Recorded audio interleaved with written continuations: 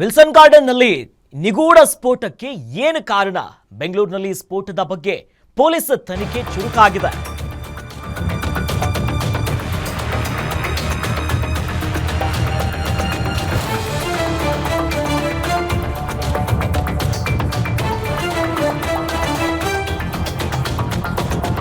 ಬೆಂಗಳೂರಿನಲ್ಲಿ ಸ್ಫೋಟದ ಬಗ್ಗೆ ಪೊಲೀಸ್ ತನಿಖೆ ಚುರುಕಾಗಿದೆ.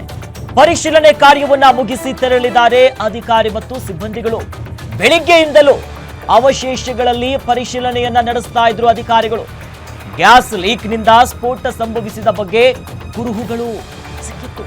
ಮೇಲ್ನೋಟಕ್ಕೆ ಗ್ಯಾಸ್ ಲೀಕ್ ಇಂದ ಬ್ಲಾಸ್ಟ್ ಆಗಿದೆ ಅನ್ನೋದಾಗಿ ಒಂದಿಷ್ಟು ಮಾಹಿತಿಯನ್ನ ಕೊಟ್ಟಿದ್ರು.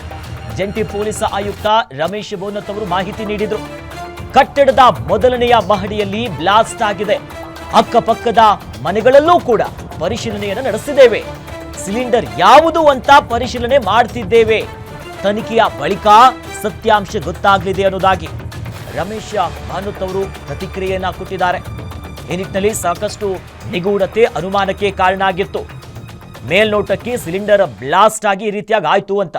ಸದ್ಯ ಬೆಳಿಗ್ಗೆಯಿಂದಲೂ ಅವಶೇಷಗಳ ಅಡಿಯಲ್ಲಿ ಏನು ಸಿಗುತ್ತೆ, ಏನು ಎತ್ತ ಅನ್ನೋದಾಗಿ ವಿವಿಧ ಇಲಾಖೆಯ ಅಧಿಕಾರಿಗಳು ಪರಿಶೀಲನೆಯನ್ನ ಮಾಡಿದ್ರು, ಶೋಧ ಕಾರ್ಯವನ್ನು ನಡೆಸಿದ್ರು. ಸದ್ಯ ಅವೆಲ್ಲವನ್ನ ಮುಗಿಸಿ ತೆರಳಿದ್ದಾರೆ. ಮತ್ತೊಂದು ಕಡೆ ಪೊಲೀಸ್ ತನಿಖೆಗೂ ಕೂಡ ಚುರುಕಾಗಿದೆ. ಏನು ಕಾರಣ ಅಂತ. ಯಾಕಂದ್ರೆ ಆರಂಭಿಕವಾಗಿ ಗ್ಯಾಸ್ ಲೀಕ್ ಆಗಿ ಕಸ್ತೂರಿ ಎನ್ನುವವರ ನಿವಾಸದಲ್ಲಿ ಬ್ಲಾಸ್ಟ್ ಆಗಿತ್ತು.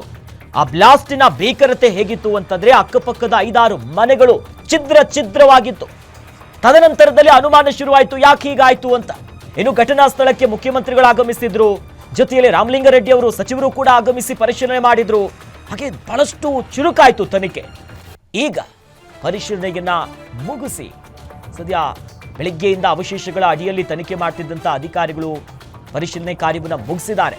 ಹಾಗಾಗಿ ಏನು ಕಾರಣ ಇರಬಹುದು? ಇನ್ನು ಗ್ಯಾಸ್ ಲೀಕಿಂದ ಸ್ಫೋಟ ಸಂಭವಿಸಿದ ಬಗ್ಗೆ ಕುರುಹುಗಳು ಕೂಡ ಪತ್ತೆಯಾಗಿರುವುದು.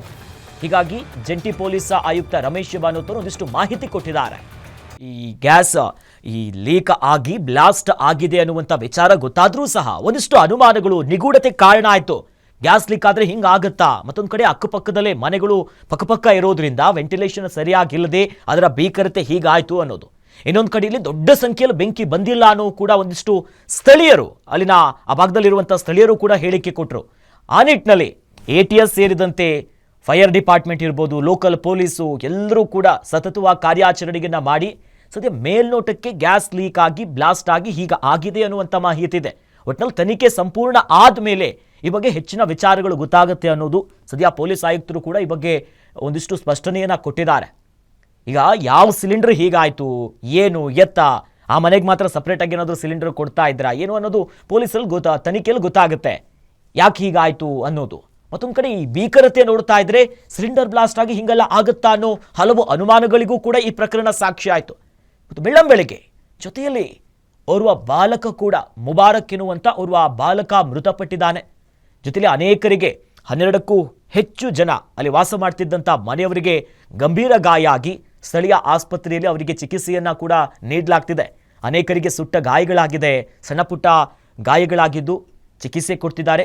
ಮನೆಯ ಮುಖ್ಯಮಂತ್ರಿಗಳು ಕೂಡ ಘಟನಾ ಸ್ಥಳಕ್ಕೆ ಭೇಟಿ ಕೊಟ್ಟಂಥ ಸಂದರ್ಭದಲ್ಲಿ ಪರಿಶೀಲನೆ ಮಾಡಿ ಘೋಷಣೆಯನ್ನ ಕೂಡ ಮಾಡಿದ್ರು. ಈಗ ಮೃತಪಟ್ಟಿರುವಂಥ ಬಾಲಕನ ಕುಟುಂಬಕ್ಕೆ 5 ಲಕ್ಷ ರೂಪಾಯಿ ಪರಿಹಾರ, ಜೊತೆಯಲ್ಲಿ ಗಾಯಾಳುಗಳು ಯಾರ್ಯಾರಿದ್ದಾರೆ, ಸಮಸ್ಯೆಗಳೇನೇನಾಗಿದೆಯಲ್ಲ ಅವರ ಚಿಕಿತ್ಸೆಯ ವೆಚ್ಚವನ್ನ ಕೂಡ ಭರಿಸ್ತೀವಿ. ಮತ್ತೊಂದು ಕಡೆಯಲ್ಲಿ ಮನೆಯೆಲ್ಲ ಛಿದ್ರ ಆಗಿದೆ. 5-6 ಕುಟುಂಬಗಳು ಮನೆಯೆಲ್ಲ ಬಿದ್ದೋಗಿದೆ. ನಾವು ಗಮನಿಸ್ತಾ ಇದ್ದೀವಿ ನೋಡಿ ಆ ಸ್ಫೋಟದಿಂದ ಹೇಗೆ. ಆ ಮನೆಯನ್ನ ಕೂಡ ಅತಿ ಶೀಘ್ರವೇ ಮತ್ತೆ ಕಟ್ಟಿಸ್ಕೊಡುವಂಥ ಕೆಲಸಕ್ಕೂ ಕೂಡ ಒಂದಿಷ್ಟು ಭರವಸೆ ಕೊಟ್ಟರು.